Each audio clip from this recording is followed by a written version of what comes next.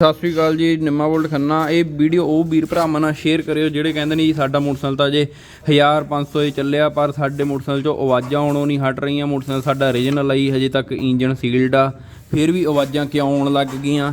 ਇਹ ਵੀਡੀਓ ਉਹਨਾਂ ਨਾਲ ਵੱਧ ਤੋਂ ਵੱਧ ਸ਼ੇਅਰ ਕਰਿਓ। ਆ ਤੁਸੀਂ ਦੇਖ ਸਕਦੇ ਹੋ मोटरसाइकिल ਬੇਸ਼ੱਕ ਖੜਾ पर जेकर ਉਹਦੇ ਵਿੱਚ ਪਾਣੀ ਪੈ ਗਿਆ ਜਾਂ ਇੰਜਨ 'ਚ ਮੋਇਸਚਰ ਆ ਗਿਆ, ਖਾਸ ਕਰਕੇ ਜਿਹੜਾ ਬਰਸਾਤ ਦਾ ਪਾਣੀ ਹੁੰਦਾ, ਆ ਦੇਖ ਸਕਦੇ ਹੋ ਕਿ ਹਾਂਜੀ ਉਹਦੇ ਨਾਲ ਫਿਰ ਕੀ ਆ ਕਿ ਜਰ ਪੈ ਜਾਣੀ ਆ। ਜਰ ਪੈਣ ਤੋਂ ਬਾਅਦ ਜਿਹੜੀ ਜੰਗ ਲੱਗ ਜਾਂਦੀ ਹੈ, ਇਹਦੀ ਆਵਾਜ਼ ਨਹੀਂ ਆਉਣੋਂ ਹਟਦੀ ਹੁੰਦੀ, ਬੈਰਿੰਗ ਆਵਾਜ਼ ਕਰਨ ਲੱਗ ਜਾਂਦੇ ਨੇ। ਫਿਰ ਉਹ ਜਿਹੜੇ ਬੈਰਿੰਗਾਂ ਦੀ ਆਵਾਜ਼ ਹੁੰਦੀ ਆ, ਇਹ ਇੰਜਨ ਪੱਟੇ ਬਿਨਾਂ ਹਟਦੀ ਨਹੀਂ ਹੁੰਦੀ, ਇਹ ਇੰਜਨ ਪੱਟਣਾ ਹੀ ਪੈਣਾ। ਆ ਤੁਸੀਂ ਦੇਖ ਸਕਦੇ ਹੋ ਕਿ ਹਾਂਜੀ ਚੈਂਬਰ ਐਂਡ ਬਿਲਕੁਲ ਨਵੇਂ ਵਰਗੇ ਪਏ ਨੇ। ਹਜੇ ਤੱਕ ਇੰਜਨ ਪਹਿਲੀ ਵਾਰ ਖੁੱਲਿਆ ਕਿਉਂਕਿ मोटरसाइकिल ਹਜੇ ਚੱਲਿਆ ਵੀ ਕੁਛ ਨਹੀਂ, ਪਰ ਖੜਾ ਹੀ ਖਰਾਬ ਹੋ ਚੁੱਕਿਆ। ਤੁਸੀਂ ਦੇਖ ਸਕਦੇ ਹੋ ਕਿ ਹਾਂਜੀ ਕਿੱਦਾਂ ਇਹਦੇ ਬੈਰਿੰਗਾਂ ਨੂੰ ਜਰ ਪੈ ਚੁੱਕੀ ਆ। ਹਜੇ ਤੱਕ मोटरसाइकिल ਸਾਰਾ ਕੁਛ ਓਰੀਜਨਲ ਆ, ਜੈਨੂਅਨ ਜੋ ਨਾਲ ਦਾ ਹੁੰਦਾ ਸਪੈਂਡਲ ਤੱਕ ਵੀ।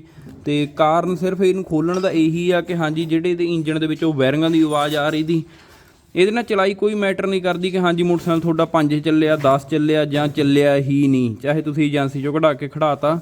ਪਰ ਫਿਰ ਵੀ ਜੇਕਰ ਤੁਹਾਡੇ ਇੰਜਨ 'ਚ ਪਾਣੀ ਪੈਂਦਾ ਜਾਂ ਕੁਝ ਵੀ ਹੁੰਦਾ ਤਾਂ ਉਹਨੂੰ ਨੋਰਮਲ ਗੱਲ ਆ ਕਿ ਜਰ ਲੱਗਣੀ ਆ। ਇਹ ਵੀਡੀਓ ਵੱਧ ਤੋਂ ਵੱਧ ਸ਼ੇਅਰ ਕਰਿਓ। ਜਿਹੜੇ ਵੀਰ ਭਰਾਵਾਂ ਦੇ ਪੁੱਠੇ ਗੇਰਾਂ ਵਾਲੇ ਬੁਲਟ ਰੱਖੇ ਹੋਏ ਨੇ ਕਿ ਹਾਂਜੀ ਉਹਨਾਂ ਦੀ ਇਹੀ ਹੁੰਦਾ ਕਿ ਹਾਂਜੀ ਆਵਾਜ਼ਾਂ ਆਉਂਦੀਆਂ ਨੇ, ਆਵਾਜ਼ਾਂ ਹਟਦੀਆਂ ਨਹੀਂ ਜੀ, ਜਾਂ ਫਿਰ ਇਹ ਆ ਕਿ ਹਾਂਜੀ ਮਾੜਾ ਮੋਟਾ ਪਾਣੀ ਪਿਆ ਜੀ ਅਸੀਂ ਤਾਂ ਫੇਰ ਸਰਵਿਸ ਕਰਾਤੀ ਦੀ। ਪਰ ਜੇਕਰ ਜਰ ਪੈ ਗਈ ਤਾਂ ਆਵਾਜ਼ ਆਉਣੀ ਆ ਵੀਰ, ਕਿਉਂਕਿ ਬੈਰਿੰਗ ਨੂੰ ਜਰ ਲੱਗ ਗਈ ਤਾਂ ਬੈਰਿੰਗ ਨੇ ਆਵਾਜ਼ ਕਰਨੋਂ ਹਟਣਾ ਨਹੀਂ।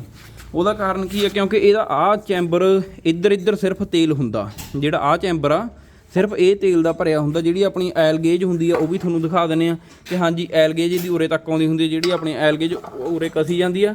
ਸਿਰਫ ਇਹਦੇ ਆਹ ਪੋਰਸ਼ਨ ਦੇ ਵਿੱਚ ਤੇਲ ਹੁੰਦਾ, ਜਿਹੜਾ ਆਹ ਹੁੰਦਾ ਆਹ ਖਾਲੀ ਹੁੰਦਾ। ਜਿਹੜੀ ਇਹ ਕਰੈਂਕ ਆ ਇਹ ਖਾਲੀ 'ਚ ਹੁੰਦੀ ਹੈ। ਜੇਕਰ ਇਹ ਤੇਲ ਦੇ ਵਿੱਚ ਡੁੱਬੀ ਹੋਵੇ ਫਿਰ ਤੈਨੂੰ ਕੁਛ ਨਾ ਹੋਵੇ, ਜਦੋਂ ਖਾਲੀ ਹੁੰਦੀ ਆ ਮਾੜਾ ਮੋਟਾ ਵੀ ਪਾਣੀ ਲੱਗ ਗਿਆ, ਜਦੋਂ ਇਹਨੇ ਖੜਨਾ ਤਾਂ ਇਹਨੂੰ ਜਰ ਪੈ ਜਾਣੀ ਆ। ਠੀਕ ਆ ਨਾ ਇਹ ਗੱਲ। ਵੀਡੀਓ ਵਧੀਆ ਲੱਗੀ ਤਾਂ ਇਹਨੂੰ ਸ਼ੇਅਰ ਜ਼ਰੂਰ ਕਰਿਓ ਹਰੇਕ ਵੀਰ ਭਰਾ ਨਾਲ ਜਿਹਦੇ ਕੋਲ ਪੁੱਠੇ ਗੇਰਾਂ ਵਾਲੇ ਬੁਲਟ ਰੱਖੇ ਹੋਏ ਨੇ। ਧੰਨਵਾਦ ਜੀ। ਨਿੰਮਾ ਬੁਲਟ ਖੰਨਾ।